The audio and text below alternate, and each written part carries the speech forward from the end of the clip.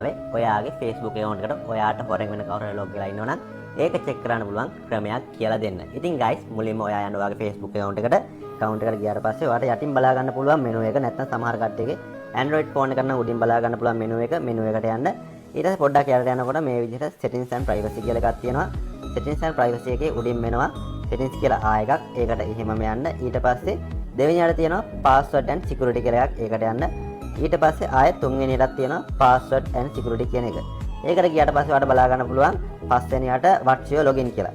මේකෙන් ඔයාලට බලා ගන්න පුළුවන් ඔයාගේ Facebook account එකට කවුද login වෙලා තියෙන්නේ කියලා. මේකේ උඩ කොහොම ක්ලික් කරන්න.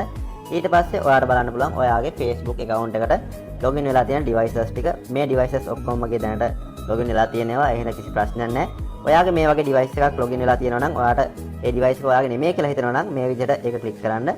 ක්ලික් කරාට පස්සේ ඔයාලට බලා ගන්න පුළුවන් remove කරන්න icon එකක් එනවා. මේ විදිහට ගියා. ඊට පස්සේ මෙතනින් log out දෙන්න. log out දුන්නාට පස්සේ ඔයාගේ ඔයාට අදාළ නොවන device එක ඔයාගේ account එකෙන් log out වෙනවා. ඉතින් guys මම වීඩියෝ එක මෙතනින් ඉවර කරනවා. මගේ වීඩියෝ එක හොඳ නම් මට like එකක් follow පාරක් දාන්න අමතක කරන්න එපා.